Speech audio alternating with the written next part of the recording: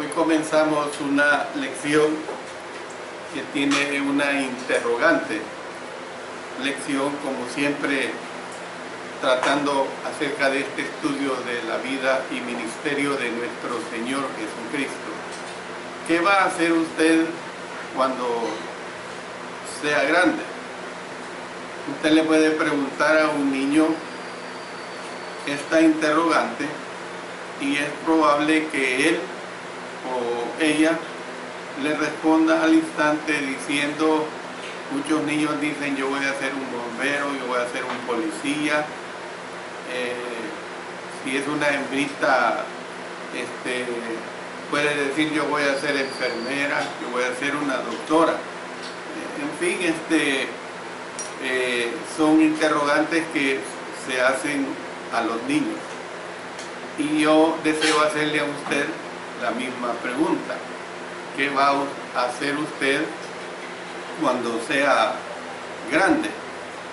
Y cuando hago esta interrogante no estoy hablando acerca del crecimiento corporal. Es probable que usted ya tenga una profesión elegida o ya lo es, o un oficio elegido o ya lo ha aprendido. Más bien en lo que estoy pensando es sus planes para crecer espiritualmente. A eso me refiero, sus planes para crecer espiritualmente. Usted sabe que el Nuevo Testamento recalca la necesidad del crecimiento espiritual. Hay una diversidad de enseñanzas en las cartas del apóstol Pablo, como Efesios, las cartas del apóstol Pedro, en 1 Corintios, hay esta diversidad de enseñanzas. Entonces, la pregunta es cuáles son sus ambiciones espirituales. ¿Qué desea llegar a ser usted en el reino? ¿Qué es lo que usted quiere ser en el reino? Hubo un día cuando Jesús tuvo una seria conversación con sus discípulos sobre este tema. Y necesitamos pensar en lo que Él dijo acerca de este asunto en esa ocasión. Y veamos lo que dos discípulos deseaban. Vámonos a Mateo capítulo 20, versos 17 hasta el 23. Ahí se presenta esta situación que dice de la siguiente manera: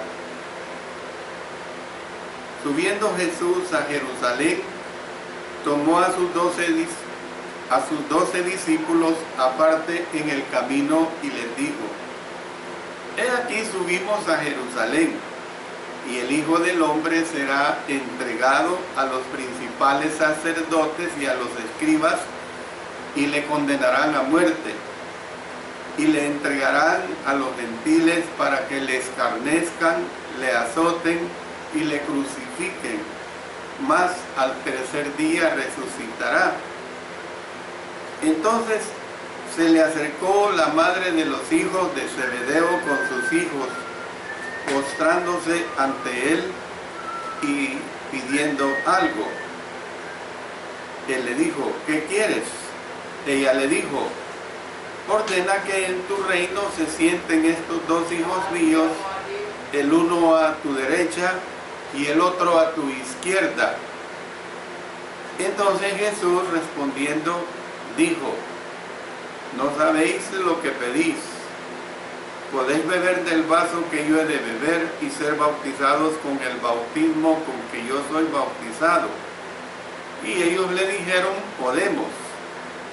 Él les dijo: a la verdad de mi vaso beberéis, y con el bautismo con que yo soy bautizado seréis bautizados.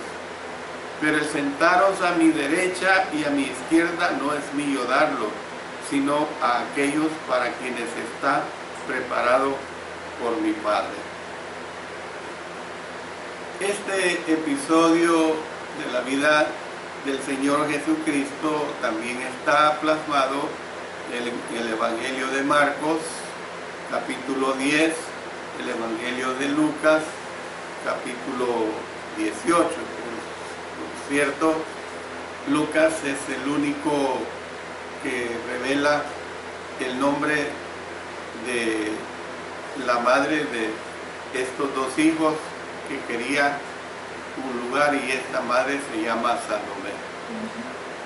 Sucedió cuando el Señor se encontraba camino a su muerte, reunió a sus discípulos y les dijo, ya lo hemos leído, vamos a leer de Lucas 18, versos 31 al 33. He aquí subimos a Jerusalén y se cumplirán todas las cosas escritas por los profetas acerca del Hijo del Hombre, pues será entregado a los gentiles y será escarnecido y afrentado y escupido, y después que le hayan azotado, le matarán, mas al tercer día resucitará. Lucas 18, 31 al 33. Según Lucas capítulo 18, verso 34, los discípulos nada comprendieron de estas cosas. Fueron incapaces de entender por qué creían que Cristo iba a Jerusalén a establecer un reino que tendría existencia material.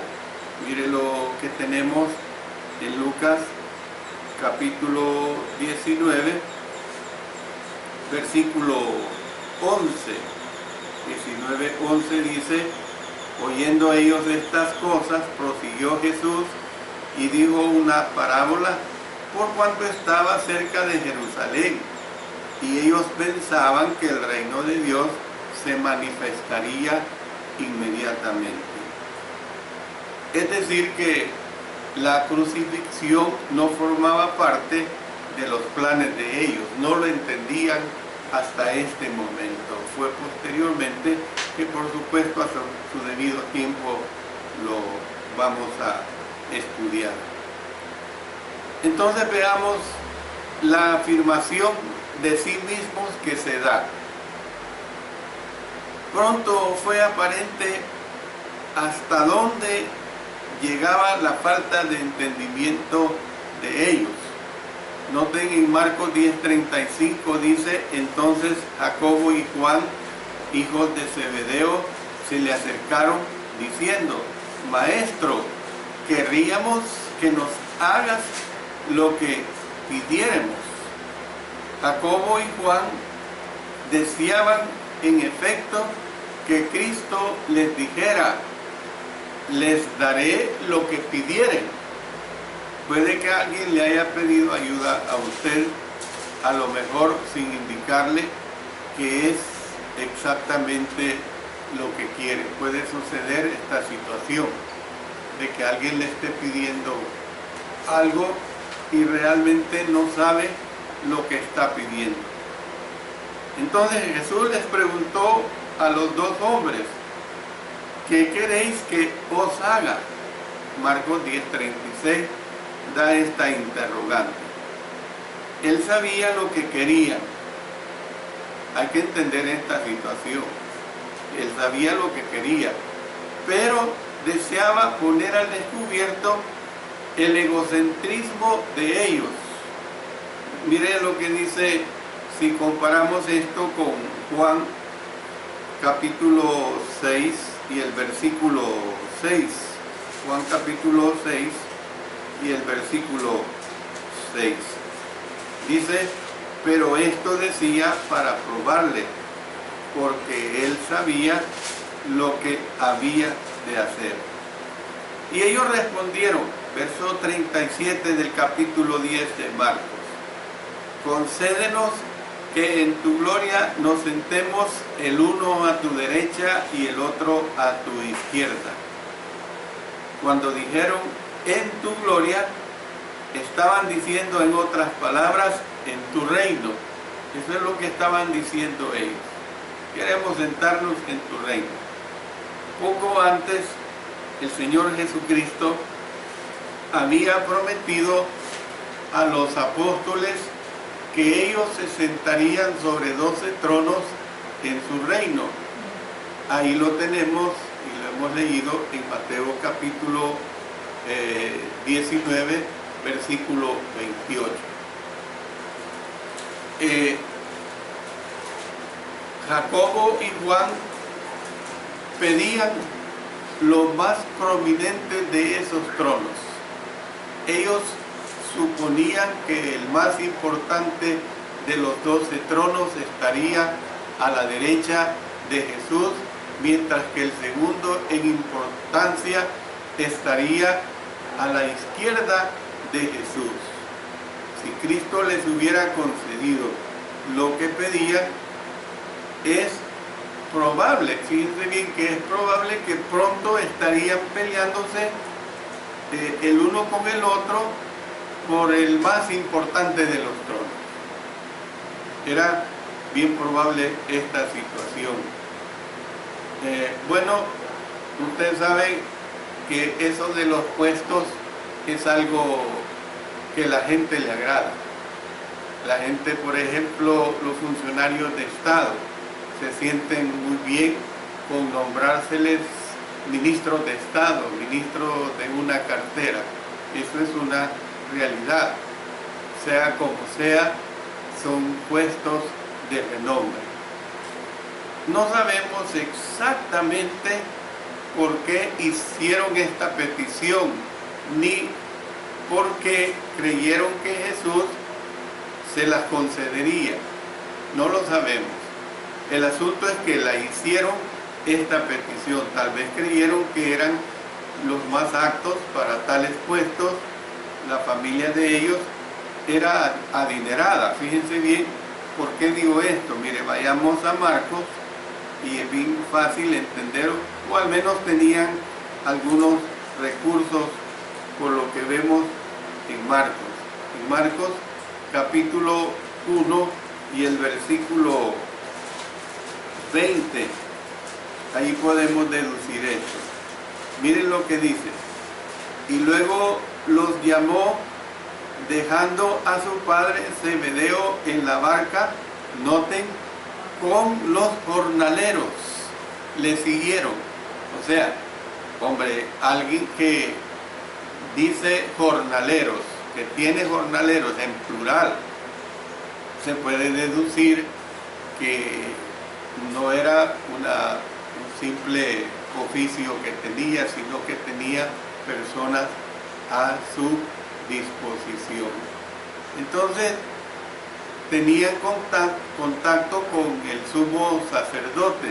Miren lo que dice también en Juan capítulo 18, el versículo 15. Dice de esta manera: y seguían a Jesús Simón Pedro y otro discípulo. Y este discípulo era conocido del sumo sacerdote, y entró con Jesús al patio del sumo sacerdote. Tal vez contaban con el hecho de que formaban parte del círculo de los tres más allegados, el círculo de los tres más allegados al Señor.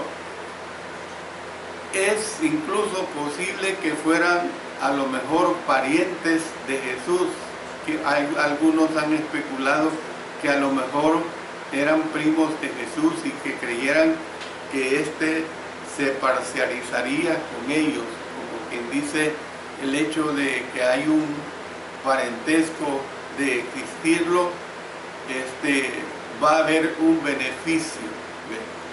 ¿Cuál haya sido el razonamiento de ellos? Lo cierto es que estaban pensando en una corona, estaban pensando en un lugar especial, mientras que Cristo estaba pensando, por decirlo así, en una cruz. Cristo Jesús estaba pensando en una cruz. Pero, repito, de acuerdo a los anales y todo lo que tenemos revelado, a este momento ellos no lo podían entender. Se ve pues la tenacidad de los discípulos con un incidente de su juventud. Nosotros podemos ver esta situación así, de esta forma.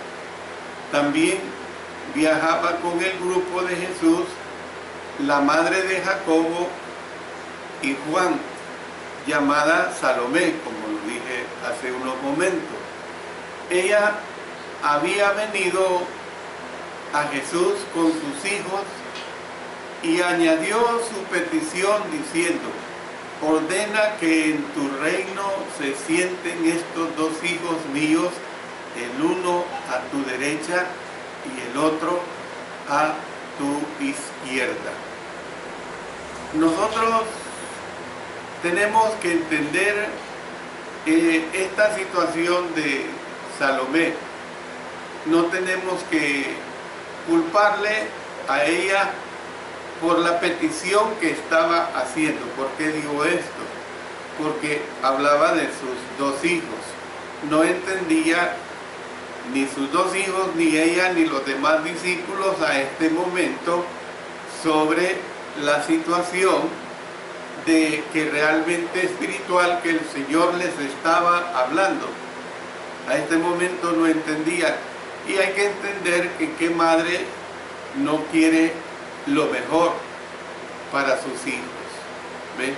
Hay que entender esta situación. Una madre en una necesidad extrema para sus hijos es capaz de buscar la ayuda del presidente de la nación de donde vive. Entonces, tenemos que entender esto, pero tenemos que entender la negación de sí mismos. ¿Por qué digo que tenemos que entender la negación de sí mismos? Lo primero que les dijo Cristo fue esto: no sabéis lo que pedís. Fíjense bien, no sabéis lo que pedís. Esto puede haberles sorprendido. No hay duda de que sí sabían lo que pedían.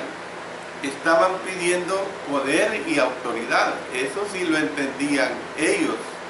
Estaban pidiendo prestigio y estima. Eso sí también lo entendían ellos. Estaban pidiendo respeto y honor. También lo entendían. Pero tenemos que ver que si la aseveración de Jesús les sorprendió, es probable que les sorprendiera doblemente la pregunta que les hizo después: ¿podéis beber del vaso que yo bebo o ser bautizado con el bautismo de que yo soy bautizado? Marcos 10:38. Hay que entender una cosa muy importante, que el vaso era un símbolo antiguo testamentario que representaba tanto el gozo rebosante. Y mire, vamos a Salmos capítulo 23 y el versículo 5. Salmos capítulo 23 y el versículo 5. Mire lo que dice: aderezas mesa delante de mí en presencia de mis angustiadores, unges mi cabeza con aceite, mi copa está rebosando. Tenemos que entender copa como símbolo de vaso. Entonces, vaso representaba tanto el gozo rebosante como el sufrimiento devastador. Vamos a Isaías capítulo 51 y el versículo 17. Mire lo que dice acá: despierta, despierta, levántate, oh Jerusalén, que bebiste de la mano de Jehová el cáliz de su ira. porque el cáliz de aturdimiento bebiste hasta los sedimentos. Entonces ustedes pueden ver que se presentan los dos aspectos. El vaso representaba tanto el gozo rebosante como el sufrimiento devastador. Es decir, que nosotros podemos ver claramente esta situación que aquí se está presentando. La palabra bautismo significa inmersión y puede usarse en una forma metafórica para hacer referencia a abrumado. Entonces, cuando vemos esta palabra de abrumado, Jesús había usado anteriormente estas imágenes.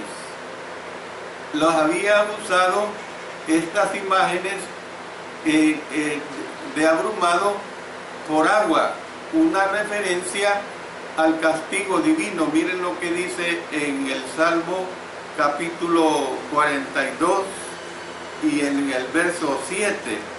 Salmo 42, el verso 7. Dice: un abismo llama a otro a la voz de tus cascadas. Todas tus ondas y tus olas han pasado sobre mí. Entonces, ¿qué es lo que vemos? Que en sus palabras estaba contemplada la naturaleza intensa del sufrimiento que tendría Jesús hasta el momento de la cruz y el que tendría al estar en esta situación. Cristo usó pues el tiempo presente para referirse al vaso y bautismo de sufrimiento. Yo bebo, soy bautizado. Entonces, al tener conocimiento perfecto de lo que le esperaba, él ya estaba lleno de angustia. Miren lo que dice en Lucas capítulo 12 y el versículo 50. Lucas 12 y el verso 50 da una ilustración. Dice: de un bautismo tengo que ser bautizado, y cómo me angustio hasta que se cumpla. Cómo me angustio hasta que se cumpla. Entonces, ¿qué vemos? Jacobo y Juan pueden haber creído que el Señor estaba hablando acerca de resistir en algún supuesto conflicto militar con el ejército romano. ¿Por qué? Porque los judíos, y ellos eran judíos al 100%, creían que los primeros que haría el Mesías apenas estableciera su reino sería derrocar a los odiados romanos. ¿Ve? Y claro, hemos visto que ellos tenían problemas, no veían de buena manera a los romanos, y ellos no se consideraban carentes de valentía. Ellos eran, después de todo, ustedes recuerden que se consideraban hijos del trueno.